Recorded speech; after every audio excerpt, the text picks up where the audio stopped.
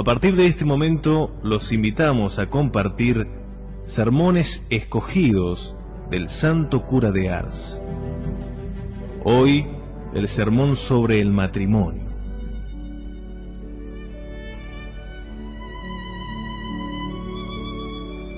Cuán felices serían los cristianos si tuviesen el acierto de imitar a esos devotos esposos que invitaron a Jesucristo a que asistiese a sus bodas, les bendijese y les comunicase las gracias necesarias para su santificación. Mas, hijos míos, son muy pocos los que hacen lo debido para empeñar a Jesucristo a asistir a sus bodas, a fin de que Él las bendiga. Al contrario, parece que se toman todas las precauciones para alejarlo. ¡Ay, cuántas personas se habrán condenado por no haber invitado a Jesucristo a sus bodas!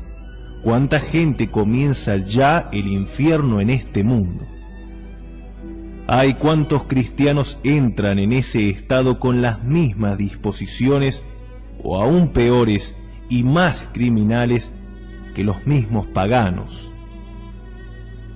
Reconozcamos, hijos míos, y lamentemos que entre todos los sacramentos ninguno hay que sea tan profanado. Si parece que solo se recibe este gran sacramento para cometer un sacrilegio, ay, al ver tantos casamientos desgraciados, tanta gente infortunada, tantos que, por las maldiciones que vomitan el uno contra el otro, comienzan verdaderamente el infierno en este mundo. No busquemos otra causa que la profanación de este sacramento.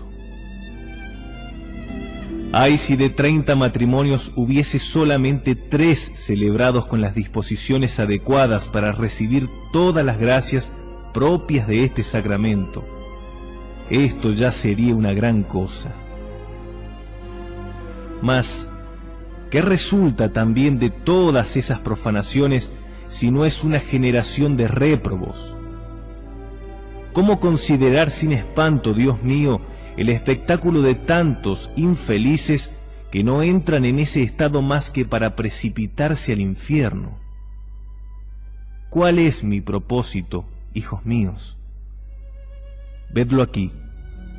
Primeramente, mostrar a los que entraron en ese estado las faltas que en él han cometido, y después prevenir a los que piensan tomarlo acerca de las disposiciones con que han de llegarse a él. Primero, nadie pone en duda, hijos míos, que podamos salvarnos en todos los estados constituidos por Dios, cada uno en aquel a que por Dios ha sido destinado, por supuesto mientras llevemos las disposiciones que Él requiere de nosotros. De manera que, si en nuestro estado nos perdemos, es que no hemos entrado en Él con buenas disposiciones. Pero es muy cierto que hay estados que encierran mayores dificultades que otros. Ya sabemos cuál es el que más contiene. Este es el matrimonio. Y no obstante, vemos que es el estado que se recibe en peores disposiciones. Cuando se va a recibir el sacramento de la confirmación, se procura primero recoger el espíritu y al mismo tiempo recibir la instrucción suficiente para hacerse digno de las gracias que le están añejas. Mas, para el sacramento del matrimonio, del cual depende ordinariamente la felicidad o la desgracia eterna de aquel que lo recibe, lejos de prepararse a él por medio del recogimiento o por cualquier otra buena obra, parece ponerse empeño especial en acumular crimen sobre crimen. Para recibirlo, parece como si se temiese el no haber cometido bastantes iniquidades para merecer la maldición de Dios, a fin de ser desgraciado durante toda la vida y prepararse un infierno por toda la eternidad.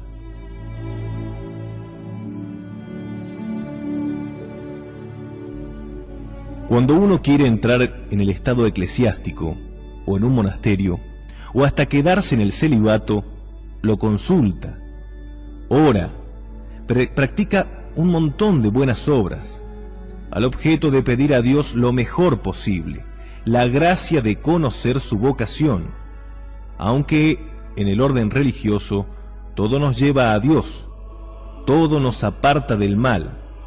A pesar de ello, se toman todas las precauciones.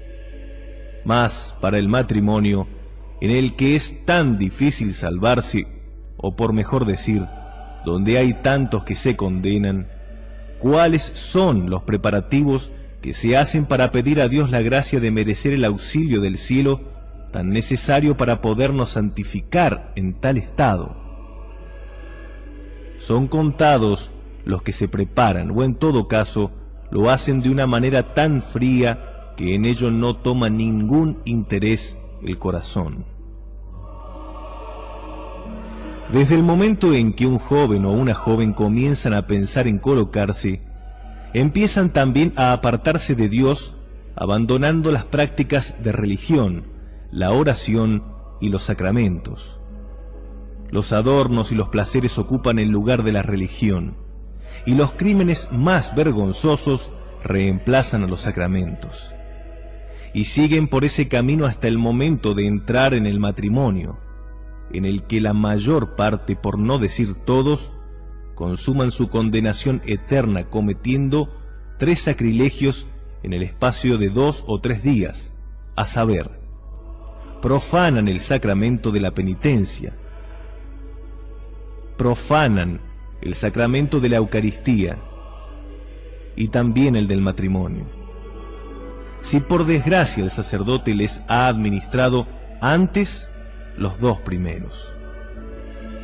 La mayor parte de los cristianos entran en el matrimonio con un corazón 1000 veces más corrompido por el vicio de la impureza que muchos paganos, los cuales nunca se atreverían a lo que tantos y tantos cristianos se atreven.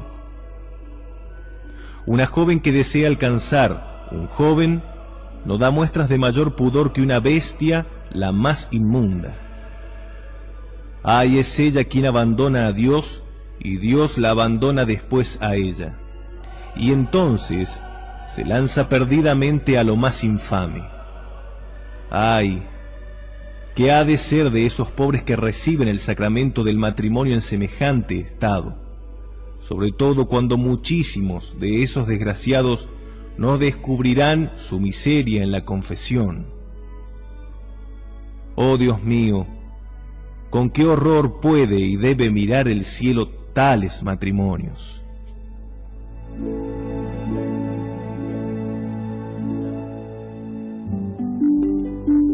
Mas, ¿en qué se convierten esos desgraciados? Hay en el escándalo de una parroquia y en un manantial de desventura para los hijos que de ellos van a nacer. ¿Qué es lo que se oye en efecto en aquella casa? Nada más que juramentos, blasfemias, imprecaciones y maldiciones. Esa joven creía que si podía alcanzar a aquel joven, o ese joven a aquella muchacha, nada les iba a faltar más. ¡Qué cambio! ¡Cuántas lágrimas! ¡Qué de remordimientos! ¡Qué de gemidos después de haberse instalado en el hogar! Pero todo ello no sirve para nada. Comenzó ya la vida desgraciada y es preciso continuar en ella hasta la muerte. Hay que vivir con una persona a quien por lo común no podemos ver ni oír.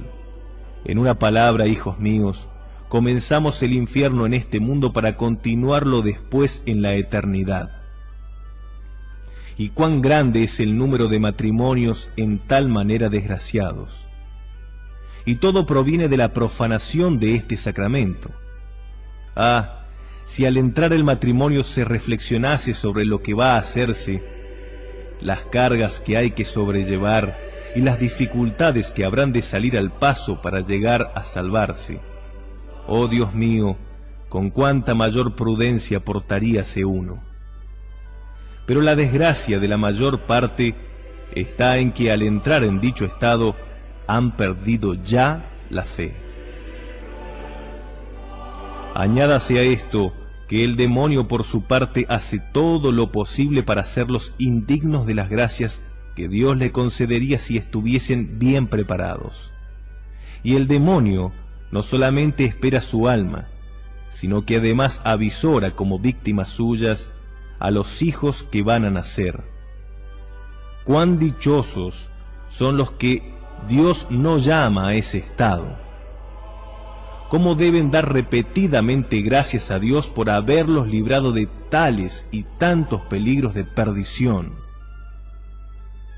Esto aún prescindiendo de que en el ciclo estarán más cerca de Dios, de que todas sus acciones les serán más agradables, de que su vida será más plácida y su eternidad más dichosa.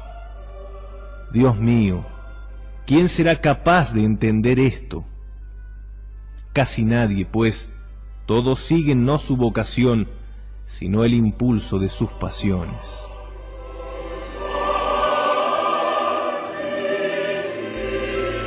Sin embargo, hijos míos, aunque sea tan difícil salvarse en el estado del matrimonio, en el que indudablemente se condenarán la mayor parte, aquellos que Dios llama a tal estado pueden ciertamente salvarse en él si tienen la fortuna de adornarse con las disposiciones que Dios les pide.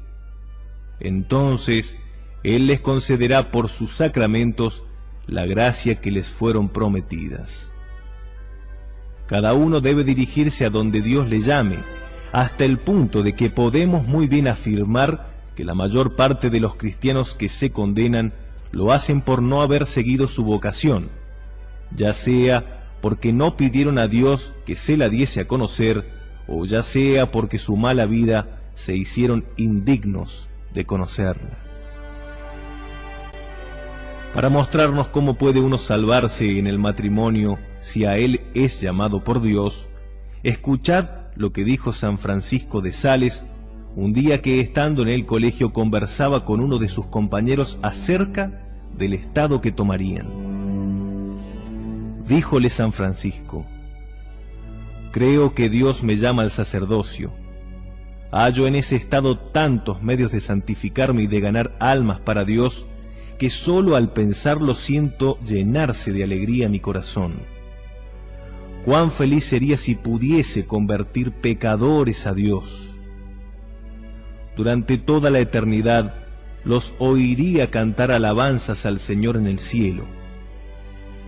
El otro le dijo: creo que Dios me llama al estado del matrimonio, que tendré hijos y los haré buenos cristianos, y que yo mismo me santificaré.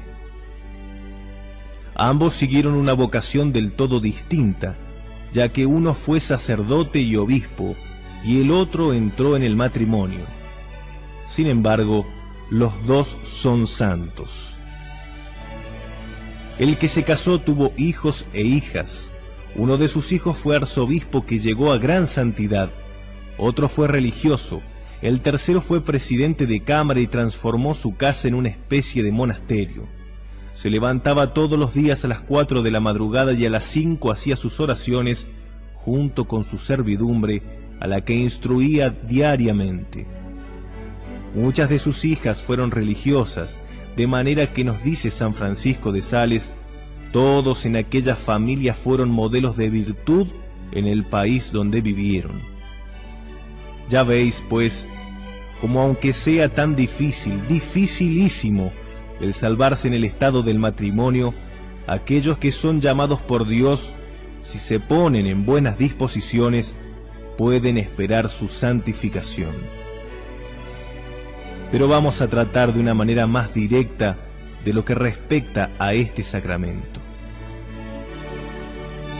Si preguntase a un niño qué viene a ser el sacramento del matrimonio, me contestaría así: es un sacramento instituido por nuestro Señor Jesucristo, que proporciona la gracia necesaria para santificar a los que se casan según las leyes de la Iglesia y del Estado. Mas, ¿cuáles son las disposiciones requeridas para recibir las gracias que Dios nos comunica por medio de este sacramento? Son estas: estar suficientemente instruido acerca de los deberes de su estado y de las tribulaciones que en él se experimentan, hallarse en estado de gracia, esto es, haber hecho una buena confesión de todos sus pecados con un verdadero propósito de no volver a cometerlos. Si me preguntáis por qué es preciso hallarse en estado de gracia para casarse, os contestaré: porque es un sacramento de vivos, es decir, que nuestra alma debe hallarse limpia de pecados. No estando en gracia, se comete un sacrilegio, a menos que ello sea por falta de suficiente instrucción. Los que quieren recibir dignamente este sacramento deben estar suficientemente instruidos a fin de conocer sus obligaciones y de poder enseñar a sus hijos cómo deben portarse para vivir cristianamente. Si el que se casa no sabe en qué consiste el sacramento que va a recibir, quién lo instituyó, qué gracias nos comunica, cuáles son las disposiciones de que debemos adornarnos, es evidente que no puede menos de cometer un sacrilegio. ¿Cuántos sacrilegios se cometen al recibir este gran sacramento y cuánta gente se casa sin saber ni los principales misterios? Por ejemplo, ¿cuál de las tres divinas personas se hizo hombre? No sabrían ni siquiera responderos que es la segunda persona la que tomó un cuerpo y un alma en el seno de la Santísima Virgen por obra del Espíritu Santo, y que esto se celebra el 25 de marzo, que en el 25 de diciembre fue cuando a medianoche vino Jesús a este mundo y que nació como hombre y no como Dios, ya que como Dios existe desde toda la eternidad.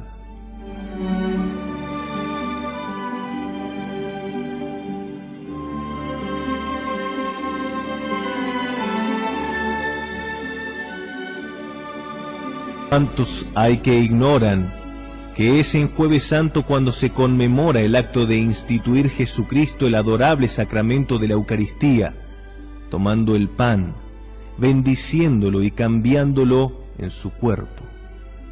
E ignoran que después tomó el vino y lo transformó en su sangre, diciendo enseguida a sus apóstoles: cuantas veces pronunciareis estas palabras, obraréis el mismo milagro.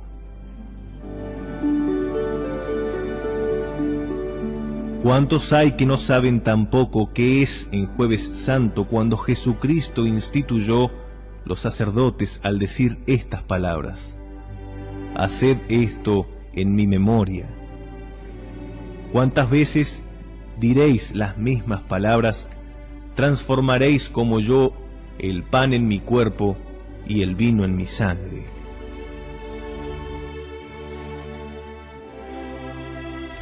Hasta tal vez algunos ignoran el día en que murió el Salvador, el día en que resucitó y el día en que subió a los cielos. ¿Esto os admira?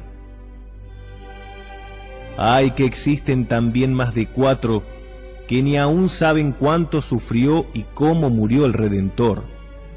Es decir, que no saben que Dios sufrió y murió como hombre y no como Dios, ya que como Dios no podía padecer ni morir.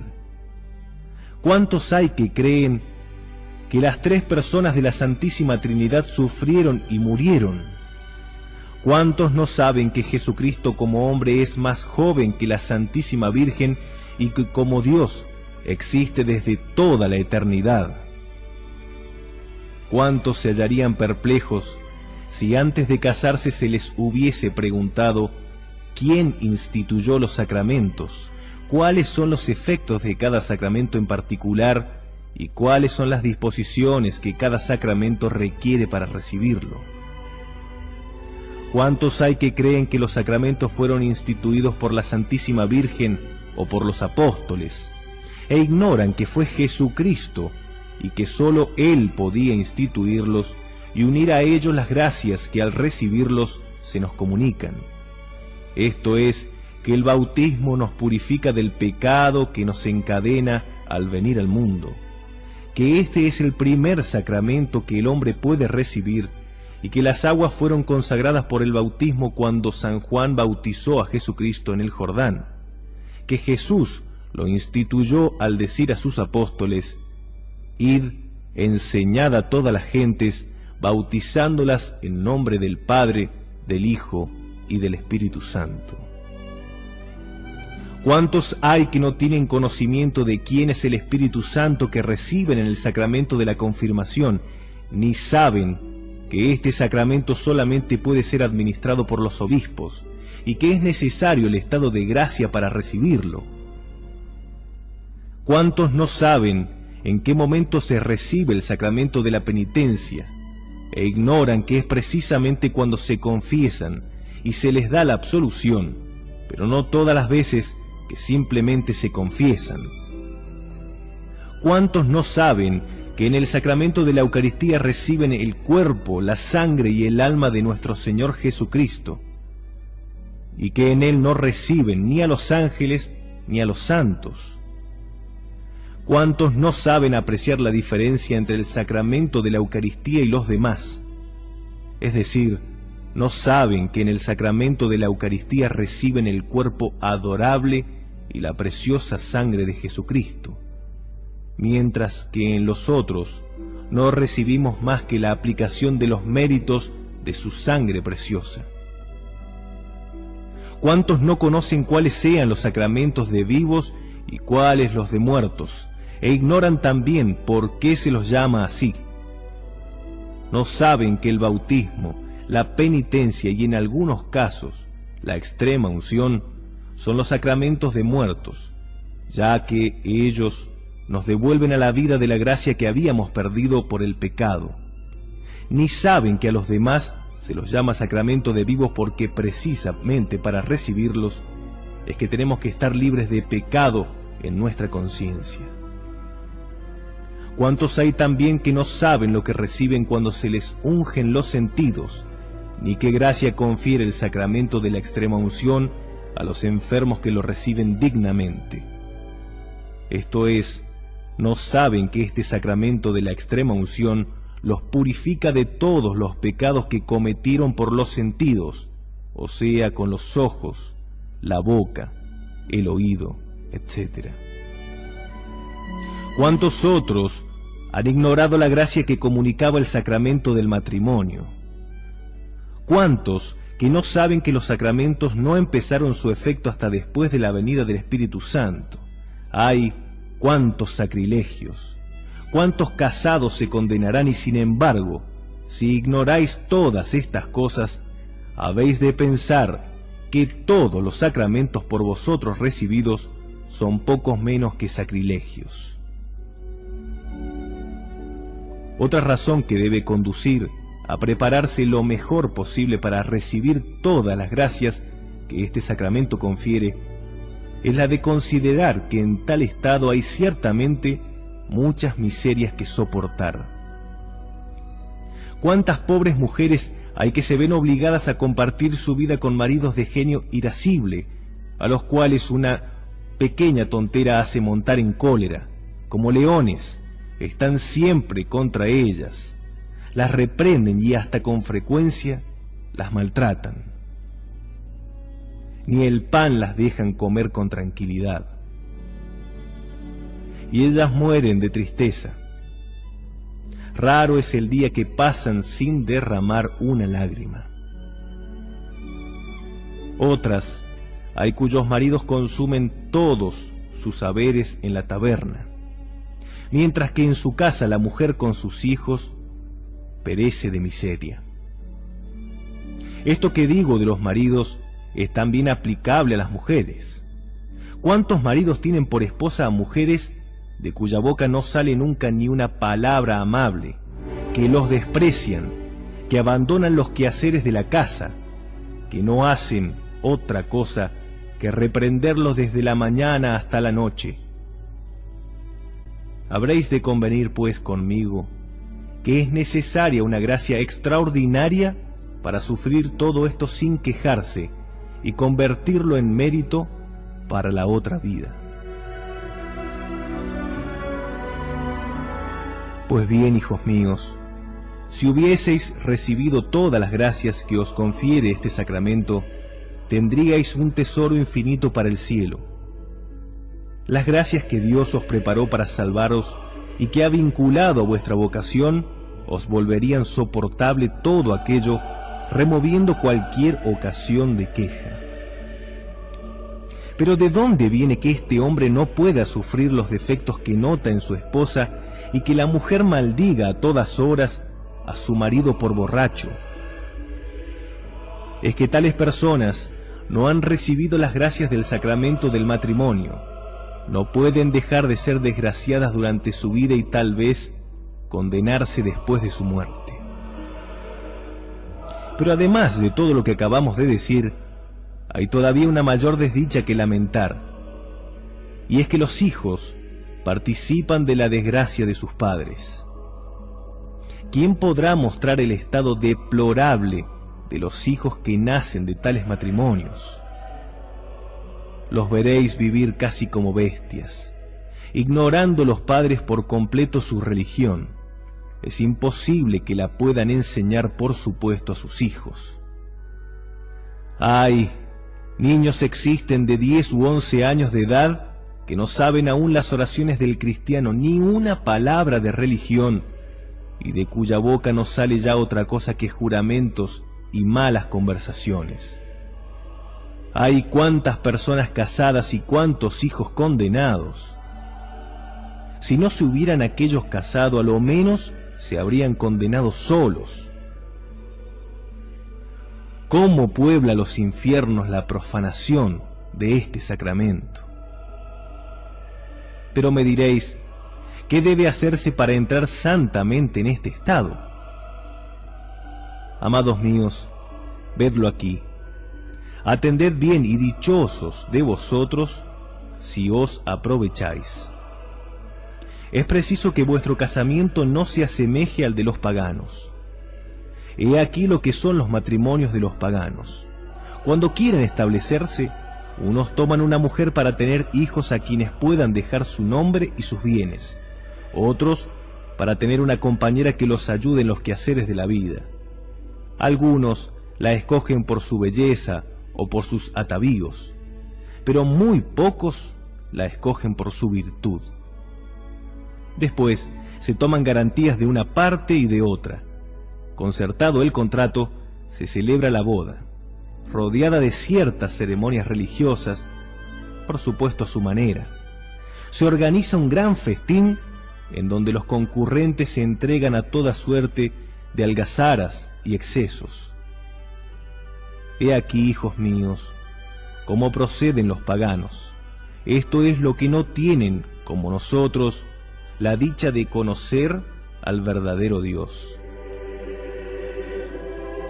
Si vuestras bodas no ofrecen cosa mejor, estad seguro que habéis profanado este sacramento, y después de ello tendréis aún que resignaros a pasar una eternidad desdichada en los infiernos. Es pues ciertamente el espíritu de piedad lo que caracteriza el matrimonio cristiano. De aquí que sea preciso recibirlo en nombre de Jesucristo, con intención de agradarle y de seguir su vocación, proponiéndose la salvación del alma y nada más. No es, pues, ni el interés, ni el deseo de seguir las inclinaciones del corazón lo que debe conducir a un cristiano a casarse, sino el ánimo de seguir la voz de Dios que os llama a ese estado, y el propósito de educar cristianamente a los hijos que Dios será servido concederos. Pero en un negocio de tanta importancia no debe darse un solo paso con precipitación, y no omitir el consultarlo con los padres, ni decidir nada sin su consentimiento. Los padres, por otra parte, no deberán jamás obligar a sus hijos a casarse con persona a quien no aman, ya que en tal caso uno y otra serían indefectiblemente desgraciados. Débese siempre y ante todo escoger a personas piadosas. Debéis preferirlas hasta cuando posean menos bienes que otras, pues podéis tener la seguridad de que Dios bendecirá vuestro matrimonio, mientras que en los que carecen de todo sentimiento religioso veréis cómo sus bienes son dilapidados en poco tiempo. No hagáis como muchas, que toman a un joven de malas inclinaciones, dado a la bebida, diciendo que después de casado se corregirá. Por lo común sucede todo lo contrario. Él se hará cada día peor, y vosotros consumiréis vuestra vida en una especie de infierno. ¡Ay, cuán numerosos son tales matrimonios! Por medio de la oración y las buenas obras, es como debéis implorar a Dios la gracia de conocer a aquel o aquella que Él os tiene destinado. Dícese que para que un matrimonio sea acertado o dichoso es preciso que antes de ser concertado en la tierra, sea preparado en el cielo. Por de pronto los jóvenes que quieren merecer las gracias del matrimonio que Dios tiene reservadas solamente para los que aspiran a santificarse en dicho estado, no deberán nunca hablarse a solas, ni de día ni de noche, fuera de la presencia de sus padres, ni jamás se permitirán la menor familiaridad, ni palabra alguna indecente, ya que con ello, ténganlo por seguro, apartarán a Dios de sus bodas. Y si Dios no asiste a ellas, no faltará a las mismas el demonio. ¡Ay, que de 200 no habrá siquiera uno que observe tal proceder! Pero puede también afirmarse que de 200 matrimonios, de 200 familias, no existe una tan solo en que reinen la religión y la paz, de tal manera que pueda ser tenida como una casa donde mora Dios. Por el contrario, hay muchos que por espacio de 3 o 4 años se abandonan a los bailes, teatros, tabernas, en los cuales lugares pasan las 3/4 partes de la noche solos, dispuestos a permitirse todo aquello que el demonio de la impureza sea capaz de inspirarles. Dios mío, y allí están los cristianos, que bajo el velo nupcial han de aportar un corazón puro y libre de todo pecado.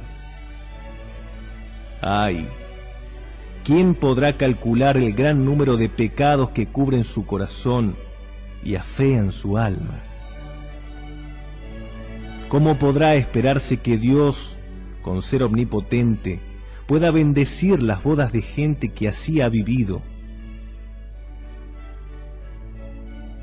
Que quizás ni se encomienda a Dios al levantarse o al acostarse, que desde muchos años abandonó los sacramentos, o si lo frecuentó, fue solo para profanarlos. ¡Ay, cómo será posible que la sangre adorable de Jesucristo pueda descender sobre esas bodas para santificarlas y hacer que las penalidades del matrimonio se dulcifiquen y sean meritorias para el cielo! ¡Ay, cuántos sacrilegios y cuántas personas casadas irán a arder en los abismos! Dios mío, y cuán poco conocen los cristianos por dónde ha de venir su desgracia y su perdición eterna. ¡Ay, que después de sus bodas no dejarán sus infames crímenes, siempre en las mismas iniquidades, siempre en el camino del infierno, en donde caerán a no tardar! No, hijos míos, no entremos en detalles acerca de los horrores que en el matrimonio se cometen, pues ello hace morir de pesadumbre.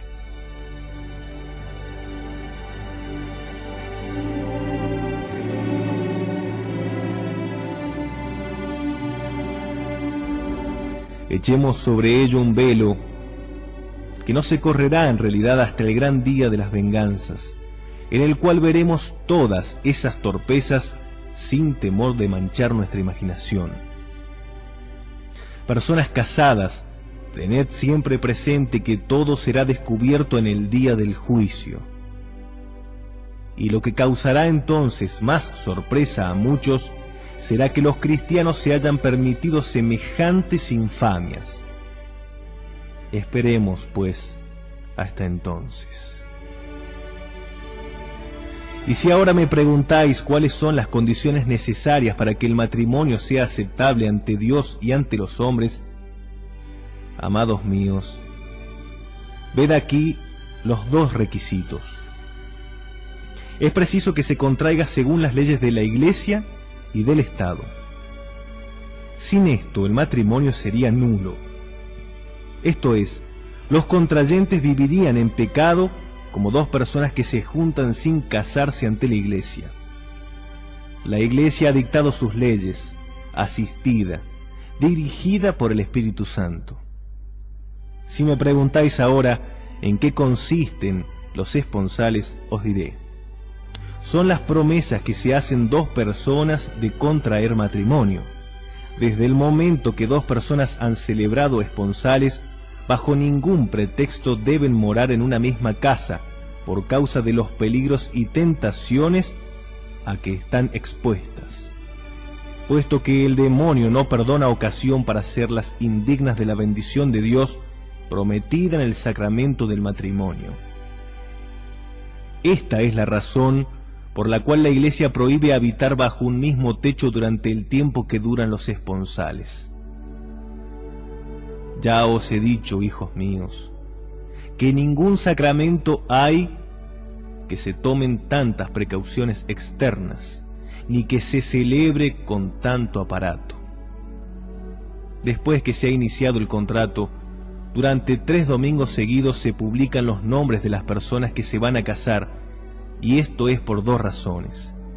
La primera, para invitar a todos los fieles a que rueguen por ellas, a fin de que Dios les conceda las gracias necesarias para entrar santamente en ese estado.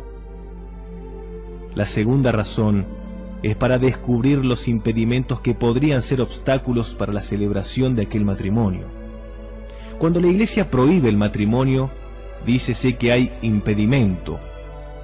Entre estos impedimentos hay unos que anulan el matrimonio, de manera que quien contrajese matrimonio con alguno de los impedimentos de que ahora vamos a tratar no sería realmente casado. Su vida no sería más que una fornicación continua. ¡Ay, cuántos matrimonios hay de estos, los cuales sin cesar atraen sobre sí las penalidades y las maldiciones del cielo!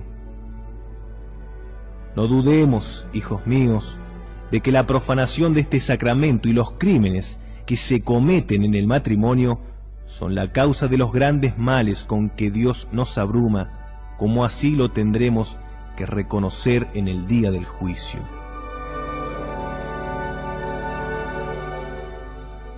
Hemos dicho que hay impedimentos llamados dirimentes. He aquí los que se dan con más frecuencia.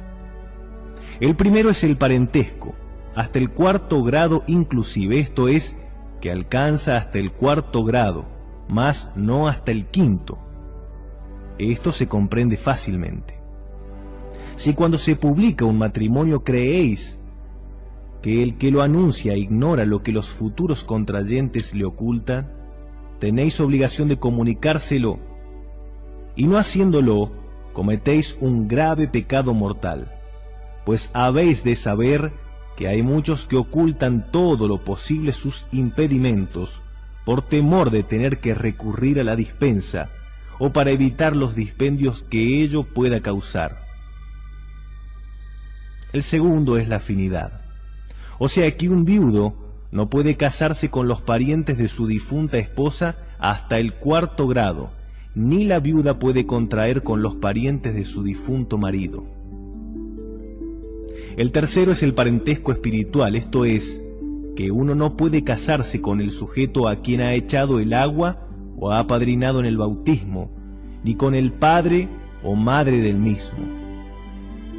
El cuarto es la pública honestidad, es decir, que cuando uno ha contraído esponsales con una determinada persona, no puede casarse ni con la madre, ni con la hija, ni con la hermana de dicha persona.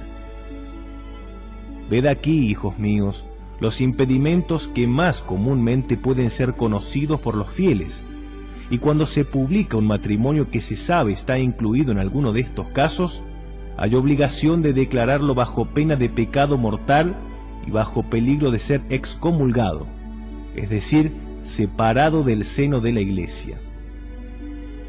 Ved pues, hijos míos, con cuánto cuidado debéis ir en no dejar de declarar lo que sepáis. Hay después otros impedimentos menos comunes, algunos de los cuales son secretos e infamantes, como el adulterio y el homicidio. En tal caso, los que son culpables deben declararlo a su confesor. Las leyes de la Iglesia que prohíben esta clase de matrimonio son muy sabias, y han sido dictadas todas por el Espíritu Santo. Hay además el voto simple de castidad de 6 meses, 1 año, etc.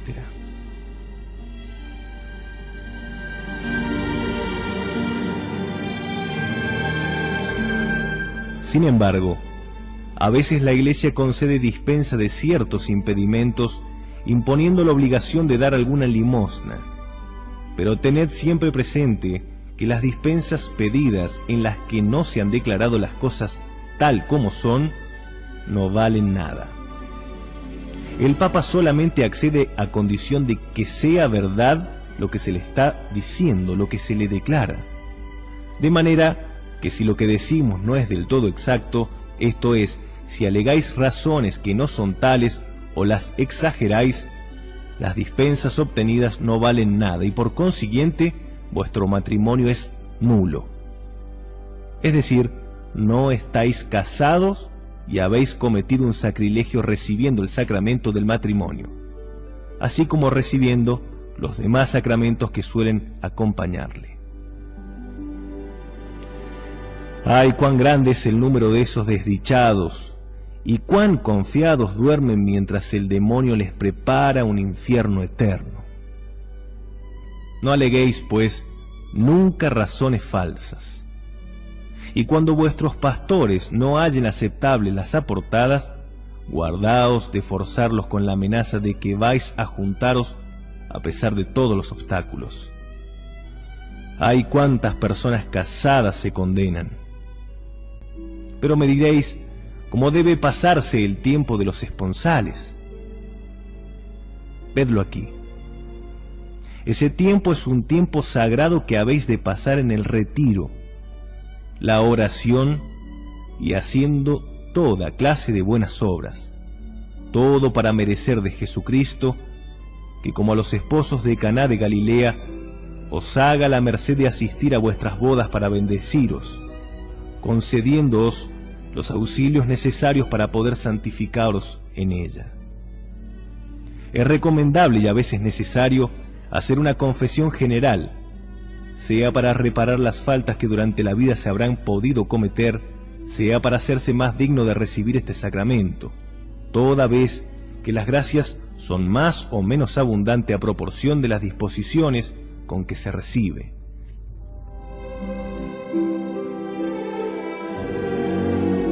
Decidme, hijos míos, ¿es de esta manera como se emplea el precioso tiempo de los esponsales? Ay, no toméis, hijos míos, a los paganos por modelo, aunque ellos no llegan a lo que muchos cristianos de nuestros días se permiten. Esos desgraciados cristianos no se contentan con haber dejado transcurrir casi toda su vida, o a lo menos una buena parte de ella, en el crimen y en la más negra infamia. El primer día de los esponsales les parece que han hecho poco. Por esto, se entregan desenfrenadamente a la danza, a las tabernas y a cometer todo tipo de pecado de la carne. Por supuesto también a comer carne aun siendo día de abstinencia. No contentos con hacer solos el mal, como si temiesen no provocar suficientemente la cólera de Dios, para que en vez de bendecirle, les maldiga, se juntan 3 o 5 personas a la vez, es decir, según su fortuna, los que tienen recurso invitan más y los que no poseen tanto invitan menos, pero siempre procuran que haya el mayor número posible. Hay muchos que, a trueque de perder su alma, se abrumarán de deudas entregándose a toda suerte de excesos durante el día y buena parte de la noche en las tabernas, entreteniéndose peligrosamente por los caminos, tal vez en compañía de la misma prometida. Pero me diréis, ¿qué le importa a usted todo esto?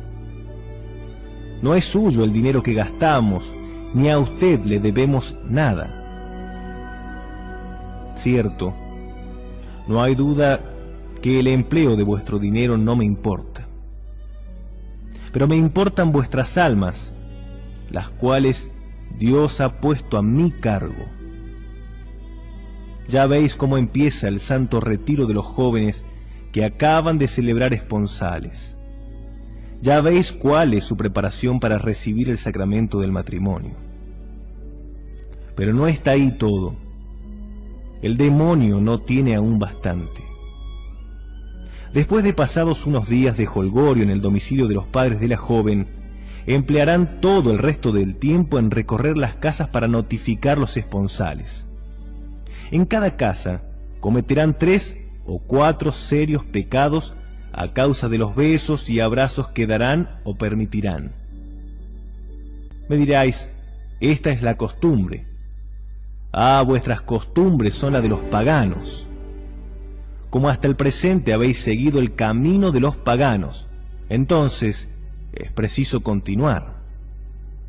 Mas a pesar de vuestras excusas, ellas no impedirían que, al comparecer ante el tribunal de Dios para dar cuenta de vuestra desdichada vida, sean tenidos por pecado, y muchos de ellos graves, todos los abrazos que habréis dado o recibido durante el tiempo de vuestros esponsales.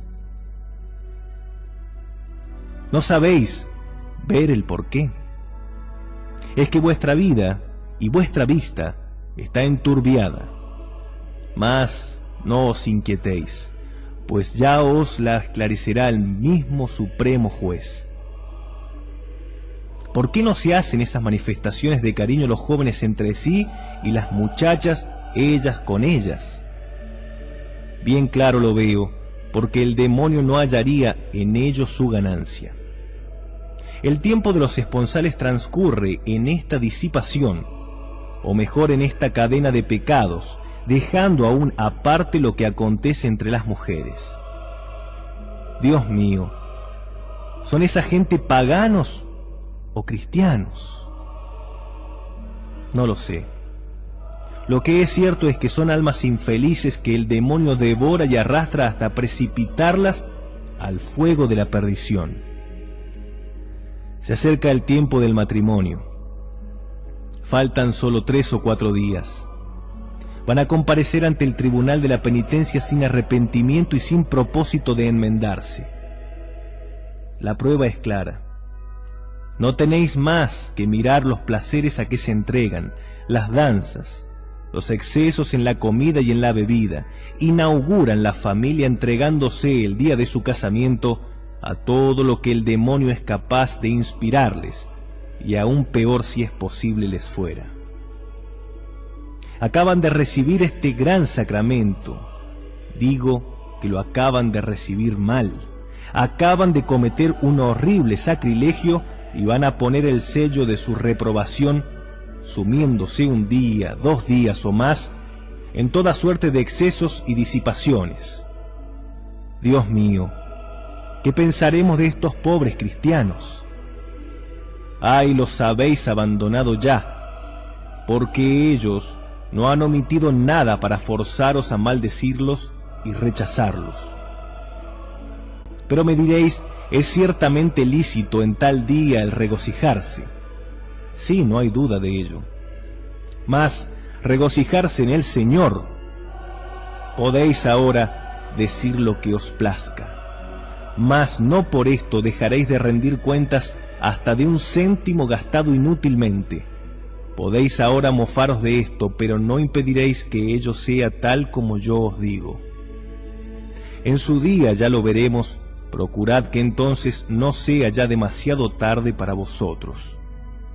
Nos cuesta mucho creer todo esto, pues que si obrásemos mal, Dios nos castigaría, y no obstante, vemos a muchos que se divierten y al mismo tiempo le marchan bien sus negocios. Esto, amados míos, lejos de ser una buena señal, es una de las mayores desdichas. ¿Sabéis por qué Dios nuestro Señor se porta de esta manera? Pues porque es justo. Os recompensa en esta vida todo el bien que habéis hecho, para que después de vuestra muerte no tenga más que arrojaros al infierno. He aquí la razón por la que a primera vista parece que os bendice a pesar de todos los horrores por vosotros cometidos con ocasión de vuestros esponsales y de vuestras bodas, a los cuales hay que añadir los pecados cometidos por aquellos a quienes habréis invitado, ya que tales crímenes, sin dejar de ser ellos imputables, corren también por vuestra cuenta. ¡Ay! ¿Cuántos pecados descubrirá la muerte allá mismo donde no se sospecha su existencia? ¿Qué es lo que un cristiano debería hacer para recibir dignamente este sacramento? Lo mejor sería prepararse interiormente, haciendo una buena confesión y emplear santamente el día de sus esponsales. Lo que se habría podido gastar, repartirlo entre los pobres, a fin de atraer sobre sí la bendición divina. El día del casamiento vayan los esposos a la iglesia ya a primera hora, para implorar los auxilios y las luces del Espíritu Santo al recibir la bendición nupcial.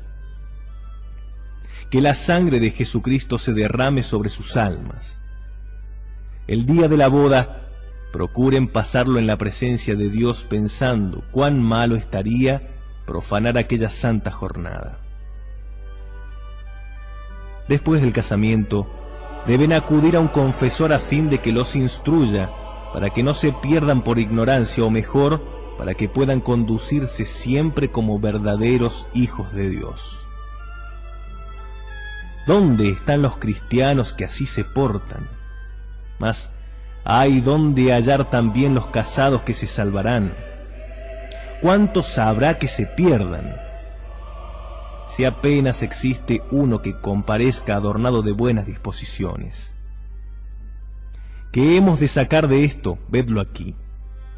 Que la mayor parte de los cristianos entran en el matrimonio sin pedir a Dios las gracias necesarias, con un alma y un corazón cubierto de 1000 y 1000 pecados, profanando este sacramento, lo cual es para ellos una fuente de desdichas en este mundo y en el otro. Felices los cristianos que ingresan con buenas disposiciones y perseveran en ella hasta el fin. Esto es lo que os deseo.